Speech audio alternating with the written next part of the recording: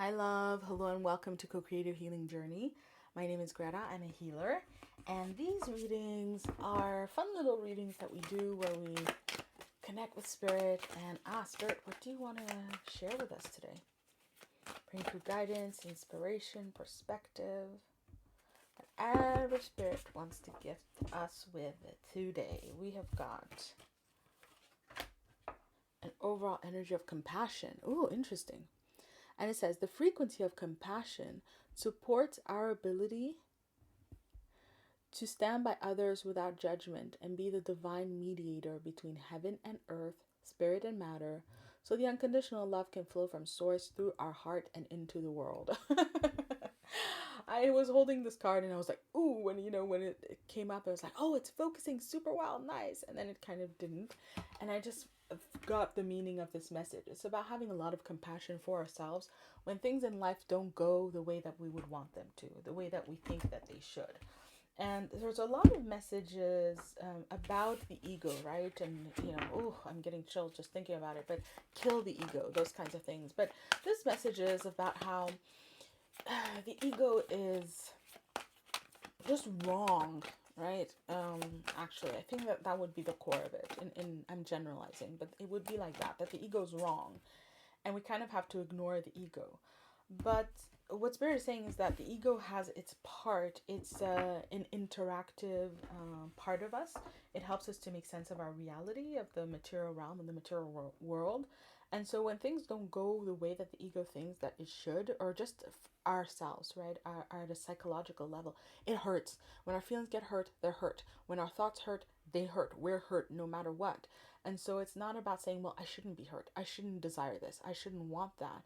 It's about the reality that when I don't get what I want, when I don't get my preferences played out, when I don't experience life being the way that I want it to be, it hurts. And it's about having compassion from that. Not giving into it, but having compassion from it. That's what Spirit wants to talk to us about today. So we'll see where it goes. We've got empowerment. Apparently this would be very empowering. Okay, yes, okay. And we've got inner knowing. Beautiful. What Spirit is saying is that ego is fits with the solar plexus chakra. It is the part of us that is supposed to be empowered. We all benefit from having an empowered ego. And the way to empower the ego is not to fight it and to try to hold it down and saying, well, you shouldn't want this, you shouldn't want that, essentially to judge, right? And it would be almost like ego judging itself. But we can also alienate from our ego at the level of the self, of our whole being. So it's about empowering that part of us and at the same time balancing it out with inner knowing. And inner knowing is coming through as intuition, it is coming through as the mind, it is coming through as the heart. And how the higher mind, the heart, have this intuitive and intuitional knowing of the soul. And so it's about how, in order to get that through, in order to live that out, we do need an empowered ego. And to empower the ego, we have to come at it. We have to engage with it from a place of compassion. It's like there's no shortcut. I mean, Spirit would tell me compassion is the bridge which allows love to flow. And in that instance, I can see it because it's like we have to fill our ego up with love by showing our ego love, showing our conscious mind, our psyche, filling that up, our personality, our human self, giving ourselves love so that we can then empower ourselves to be strong enough to not be so needy, essentially. And because we're strong enough to not be needy, the intuition can be heard. It's not seen as something to compete with. It's something that we can listen to and be guided by. In a very basic way, it's that thing about how you have to love yourself enough not to get in your own way, so that you love yourself enough that you don't make yourself the problem over and over again, so that you're continually trying to fix yourself. But instead, you're loving yourself enough that you can be empowered and engage with things in your life in an empowered way, which again is what our personality does, and also our psyche. It's to engage with reality as we experience it, earthly reality. So we're engaging with it in an empowered way, and then there's space for the soul's energy to come through, for intuition to come to bear. We've got Two of Pentacles. Exactly, balancing those two levels. At a basic level, Spirit is saying that it's also about discernment. And Page of Pentacles, yes, that is going to bring our that is going to give our... I just drew the wrong cards. But it's a great reading, so I'm going to keep going. We've got the Six of Wands and the High Priestess. Why do I feel like I drew the wrong cards? I didn't, but I feel like I did. Wow, that's kind of wild. Yes, I didn't draw the wrong cards. There you go. Okay, there you go. Why did I draw the wrong cards? I'm doing it wrong because I always do it wrong. There's always something that goes wrong. That's the old story, right? But then behind it, there's the intuitive knowing that no, these are the right cards. I mean, clearly it's the right message.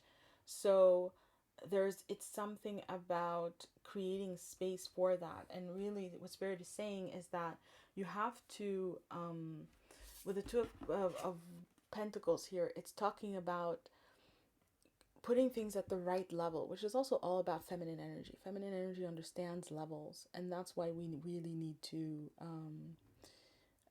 bring through some feminine energy here and to work on it while we've been working on elevating it in general. So the thing of it, see, when things in life go wrong, there you go, at some point it works out. There are these two levels here. There's one level where it's just basic earthly things and it's a reality to manage, bills to pay, chores to do, feeding ourselves in hopefully healthy ways, exercising, doing all the things that we need to do at an earthly human level. But the soul also has stuff that it has to do. It also has growth and evolution, a whole thing to orchestrate, a reality to manifest, right? And it's about...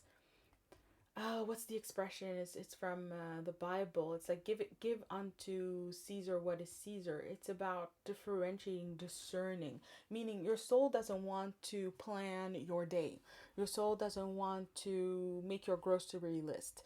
And when you do that, it stresses the ego out. But at the same time, your ego shouldn't be deciding how to guide you through life. It shouldn't decide what is important in life, what your values are, your intentions, your will, your soul. Your ego should not get in the way of that. Your psyche, your psychology, and your personality shouldn't deal with that.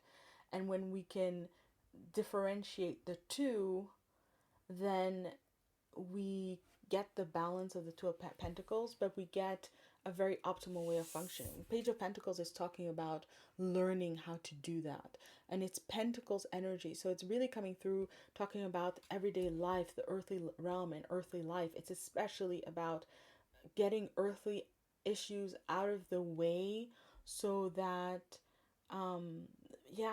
I'm really just getting this energy. It's almost like all souls on the planet going like, please just eat healthy. I don't want to change your diet.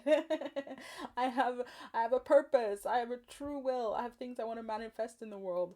I don't want to micromanage your life. And it's about learning how to manage all of those, learning anew with the Page of Pentacles. It's like a new field of study, how to live as a human in ways that make us victorious at the human and the soul level, how to align both of them. This is a Six of Wands that shows, masculine and feminine energy in this instance. Well, let's not say masculine and feminine because there's, on both levels, we'll get in trouble. It's much more about, wow, this is intense. It really just doesn't want to focus. But again, okay, that's fine. But yeah, the image is this couple, but it's the notion, because the Six of Wands is a card of victory. It is a card of triumph over difficult energies. When you're trying to hold up the camera and you get Five of Wands energy, resistance, intentions that are amiss and go into different directions, things like that. But the Six of Wands is where we triumph over that energy. And so it is also a card of balancing energy, rebalancing energy. And what Spirit is saying here is that this is the success that is here. And it is the success where we're balancing out human and soul energy. With the High Priestess, the High Priestess is the knowing of how to work energy. This is coming through as a master lesson. This is going to be, it's life-changing. It is absolutely life-changing because it, allows us to work energy with the high priestess at a much higher level, because then you can consciously work energy. When you consciously know, okay, this is my human stuff, this is my soul stuff, then I'm going to handle the human stuff in an empowered kind of way. I'm going to handle the soul stuff in an intuitive kind of way. When you know and you can make these distinctions, everything flows so much more easily. And with the high priestess, he even talks about being able to navigate life.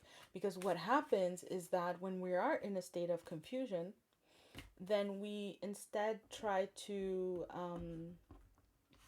how do I put this? Like we try to do, for example, we try to, to apply intuition to earthly matters, to matters that require our human agency. You know, when do I get up? When do I go to bed? When do I do this? When do I do that? How do I lead my life? And then at the same time, and it's incredibly stressful. It stresses out our ego, it stresses out our soul. And in the same way, right, our ego shouldn't decide those big soul callings. What is the purpose of my life? Let's not decide that at an egoic level, please. And so on and so forth. So then we've got at day's end, rest. I find peace in nature and rest my body and mind in order to connect to spirit. We've got Master number 22, Archangel Gabriel. I invite Archangel Gabriel to bring hope and intuition into my life. Interesting. Yeah. Again, those two realms. Because I was going to draw 3 cards for this position, and I clearly felt 2. And so we again have the material earthly realm, and we have the soul. At the level of the earthly realm, it's just about bringing in more rest, less stress, less strain. It really does bring stress and strain when we are trying to work things at cross purposes. The ego is not our enemy. It's about having, again, an empowered ego, a loving ego. It is about ascension, like ascending the ego. And when we can do that, we can come into a space of rest where the ego, the personality, the psyche, the human part of us finds peace in nature. It finds peace in the spirit. It finds peace in life. It finds peace in our spirituality. It doesn't have to be something, even just when you think about, for example, when you're growing and you're evolving, right? Let's say you do change your diet and you want to eat in a way that's much more pure.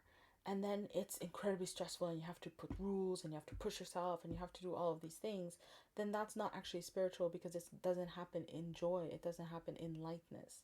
But if we can come to a place where the ego, again, our human self, they're not interchangeable, by the way, but they're different aspects. But the human self, where the human part of us can move into these dynamics with a lot of peace and a lot of rest in our earthly reality, then we also get closer to actual spirituality. Is that thing, right? When you're trying to meditate, you're trying to get inner knowing, but all the thoughts are racing. What do I do about this? What do I do about that? And the earthly realm is intruding upon a time of communion with the soul, with the spirit. It's that level. Similarly here, Archangel Gabriel, this energy of being in a white dress, purity, in an elevated state, an elevated realm. It's a different realm. It's a different realm with its own logic, its own truth, its own way of doing things. And that also has to be respected. It's about kind of not cheapening the intuition, not distorting it, but really allowing it to fulfill the purpose that it is intended to fulfill, which through the high priestess is to help us to navigate energetically through life, to navigate at higher dimensions of life, right? Also what people call the 5D, 6D, 7D, 8D. We are multidimensional beings. We are. And that's what this message is speaking to. It's about learning how to live as multidimensional beings, right? So now we've got breaking trail, a breakthrough is at hand. Yay. And we've got first light, beginning a new cycle. Interesting. It almost seems like the same message.